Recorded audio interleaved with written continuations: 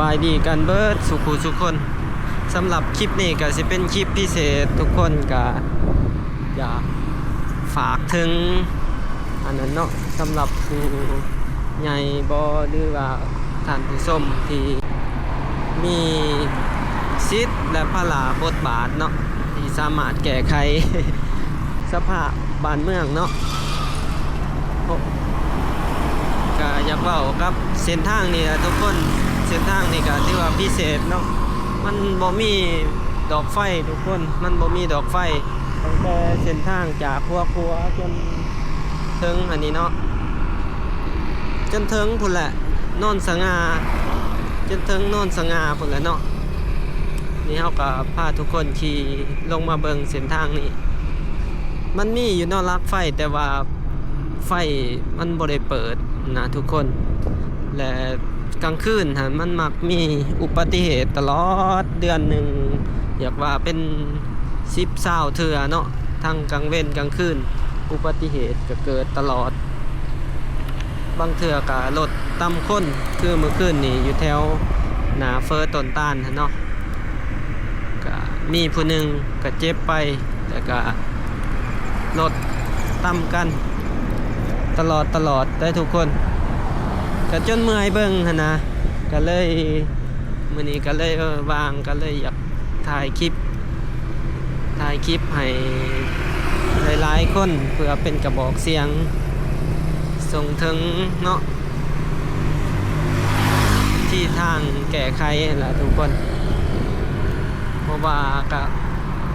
เมื่อยเห็นแหละเขาเจ้ารถต่ำกันนะต่ำกันแล้วก็รู้สึกอีต้นคือคืนนี่ก็เห็นอันรถต่ำกรรมกรเนาะกรรมกรก่อสร้างเราย่างข้ามทางและรถจักรมาต่ำเอาเราจับเขี่ยกันแนวใดบ่แม่นใส่ก็จนบ่เบิ่งนะเดี๋ยวนี้จนบ่อยากเบิ่งแบบมันหดหู่ใจเห็นแล้วก็รู้สึกบ่ดีบางเทื่อก็ไปนอนคืดนอนบ่หลับก็เลยบ่ถาเบิ่งเนาะเดี๋ยวนี้แต่ว่ามันเรื่องอันนี้มันเกิดร้ายแห้งนี่คือแบบรถต่ำกันนี่คือเราเห็นนี่เส้นทางนี่สิมีไฟแต่เฉพาะอยู่เพื่อนหรือห่างหานของประชาชนเนาะอยู่ในเขตนี้แต่ว่าดอกไฟที่เป็นลักอยู่นี่มันก็บ่ได้ใต้มันก็เป็นแบบนี้ตั้งแต่เบาแม่นไส้มาอยู่พุ่นล่ะเห็น 2-3 ปีแล้วเนาะ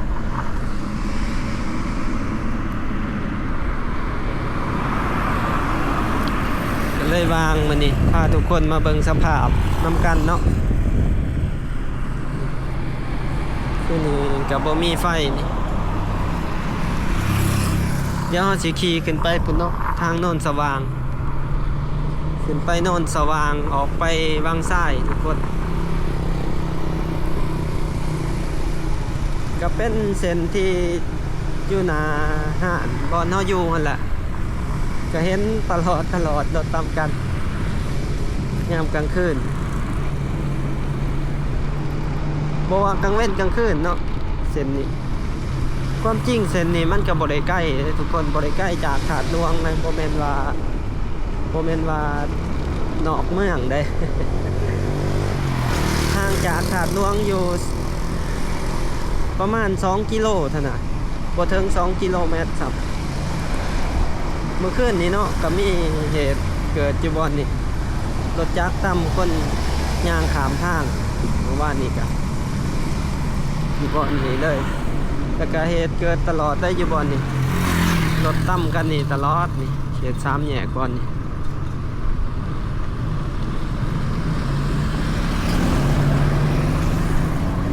วันนี้ก็เลยพาทุกคนมาเบิ่งสภาพเนาะบ่แม่นว่าอันดอกบ่แม่นว่าเฮาได้ประโยชน์หยังดอก เฮาก็อยู่เส้นทางนี้แต่ว่าครับเมื่อเห็นนะทุกคนเพราะว่าเส้นทางนี้รถเที่ยวหลายเนาะเที่ยวแต่ละมื้อรถติดยามแรงก็เป็นเส้นทางลัดที่มันสามารถแล่นออกไป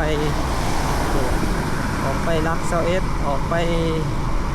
หลายๆเส้นทางได้สิออกไปหน้องเนียงสู่เส้นทาง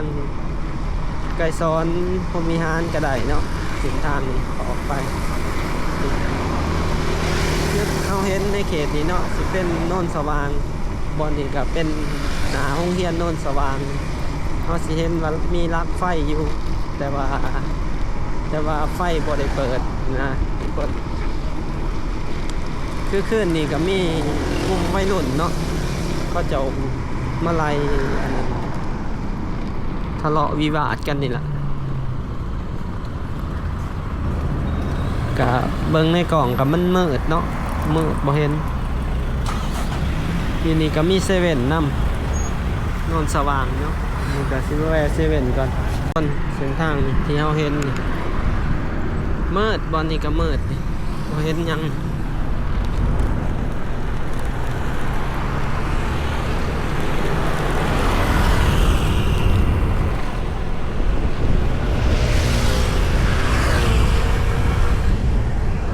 รถวัยรุ่นนั่นขี่ไว้นี่เป็นตะยานบอนแถวหนาเจมากเลยก็เกิดอุบัติเหตุตลอดนี่จังว่าบ่าวแม่นไส้อยากลงคลิปนี้เนาะให้หลายๆคนที่ได้เบิ่งก็มาทางนี้ก็ระมัดระวังน้ำกันเนาะคือบ่าวแม่นไส้นี่ก็ระวังขนาดเนาะย่านบ่ฮู้สิเกิดมือใดแต่ว่าเส้นทางนี้ก็รถเที่ยวร้ายแล้วก็มีห้างห้านหลายๆอย่างครบเนาะมีทั้งเซเว่นห้านสะดวกซื้อหลายๆแบรนด์แล้วก็ห้านขายของกินซุปต่างๆครบนะอยู่นี่ไปทางหน้านี่ก็เป็นวงเวียนวังทรายก็สิเป็นคลิปบ่ยาวทุกคนในคลิปนี้ก็มาถ่ายให้ได้เบิ่งเนาะบางเทื่อมีผู้รักผู้ใหญ่เพิ่นเบิ่งคลิปนี้เทื่อเห็นปัญหาเนาะก็แก้ไขเนาะทุกคนเอาบุญนำกันนั่นแหละทุกคนเอาบุญเป็นเรื่องมันเกิดตลอดเขาคือผู้เรายืนหาขามทางนี่บ่ได้เห็นแน่นี่บ่แน่มาลีลงไปดงจองกับบ่มีดอกไฟนี่ลงไปเส้นนี่จนพุ่นละจนหอดหัวน้องเนียงจังมีไฟยังทางเนาะสำหรับเส้นนี้ลงไปหอดอันน้องเนียงนี่แห้งมืดแต่ก็สิบ่ลงไปหอดนั่นทุกคนก็พาทุกคนมาเบิ่งสภาพเนาะบอนนี้คือบอนนี้ก็ห่างจากถนนหลวงอยู่3-4 กิโลเมตรห่างจากปทุมกับประมาณ2 ลักเนาะประมาณ2 กิโลหนืดร้ายบอนนี้ก็สิประมาณนี้เด้อทุกคนสำหรับในคลิปนี้ก็สิบ่ได้ไปไกลเนาะวันนี้ก็ถือว่าอากาศหนาวละ อากาศเริ่มหนาวแหละอยู่เวียงจันทน์ลุงเสือแคนสันมาไปอีกหนาวเนาะก็ฝากอยู่ประมาณนี้ทุกคนเป็นกระบอกเสียงหรือว่าส่งข่าวถึงผู้รักผู้ใหญ่เนาะที่ว่าได้เห็นคลิปนี้ก็คือว่าเอาบุญทุกคนเอาบุญเนาะเพื่อจะซอยเซฟชีวิตให้หลายๆคนเนาะที่เที่ยวเส้นทางนี้เมื่อมีดอกไฟ